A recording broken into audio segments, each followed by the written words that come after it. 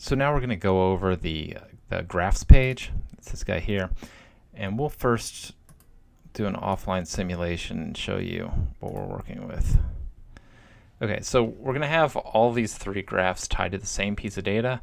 That's just so that we can see what it looks like what the same piece of data displayed in different graph style would look like.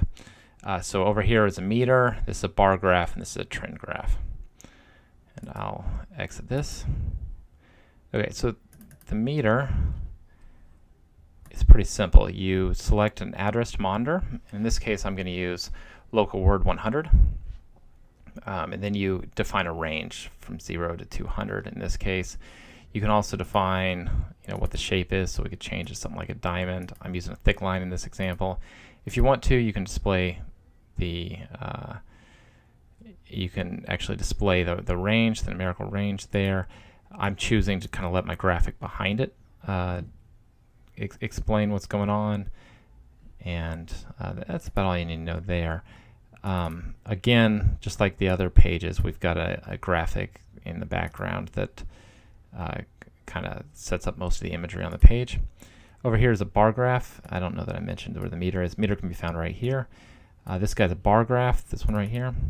And you can define the colors that you want to use, what direction it goes, what the values are it goes between, and then you select the particular address that you want to monitor. In our case, again, it's just going to be address local word 100. You can also display ranges if you'd like to. This guy is a trend, and he you define what the word is that you're wanting to monitor. We're again using local word 100, and you can define the color that you're wanting for the pins, and it does require a trigger in order to be started, and also requires a clear bit. These are both bits, so I'm using local bit 100, local bit 101. For this example, you wouldn't have to do anything with the clear unless you really wanted to clear it, but you would have to use you would have to somehow turn local bit 100 on in order for it to start graphing. In order to do that, I've written a macro, and we'll go through that. The macro is actually, in this example, how we're getting the number to change over time. You could implement that. You don't have to use macros. You can do it completely without macros, no problem at all. You can just use PLC code and the regular code here. In this case, I'm trying to not use a PLC in this example, just so you can turn on the device and you can see how it works without one. But if you are open to using macros, they can add some pretty powerful stuff. So macros are found over here. You go to the macro editor, and you see we've got one macro here. And in it, you can write some C code. So at the bottom here, you can define your local variables. So you may have noticed that I used local bit 100. I used that in order to say when we should be reading the graph. So I've defined local bit 100 as read graph, and then inside the C code here you see I assign it the value 1, so that turns it on, and that's what causes it to actually graph. And then the rest of this is real simple. We're just going to be, as long as the value of step is less than 400, we'll keep incrementing it.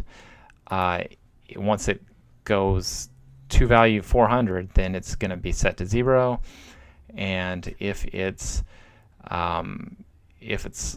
less than 201, so if it's, in other words, if it's 0 through 200, then meter is going to be equal to that number. If not, it's going to be 400 minus it. So what that's going to cause it to do is it's going to cause our number to go from 0, 1, 2, 3, 4 all the way up to 200, and then it'll start backing down. It'll start going to 199, 198, 197.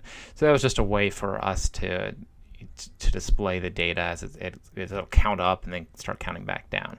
So that's all there is to it. It just consists of, in this particular example, I've got some data defined here that we're not actually using. I could clean that up, and I'll do that for you.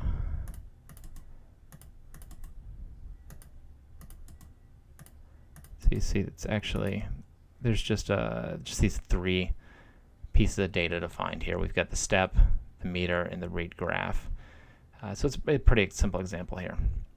When you get done with a macro, what you do is you compile it, and it'll go ahead and compile it and make sure you don't have any errors there. If I maybe was missing that semicolon, oops, it would tell me there's a problem there. So you compile it, it tells it's successful. You can quit out of that, and then you can tell a macro when to run in all kinds of ways. You could use a bit, and in the bit you could define a macro, and you could say, hey, I want to run this particular macro when this is pressed, or in our case, I want to be using it and globally every so many milliseconds, so we'll use every 50 milliseconds. You can also do some at initialization. So you can see it's that macro is controlling the value of LW100, and it's also turning this bit on. So when we do the offline simulation, it'll do what it's supposed to, and we can see that it's starting to graph, increment in value right up till it gets to 200, and then it'll start decrementing. Yep.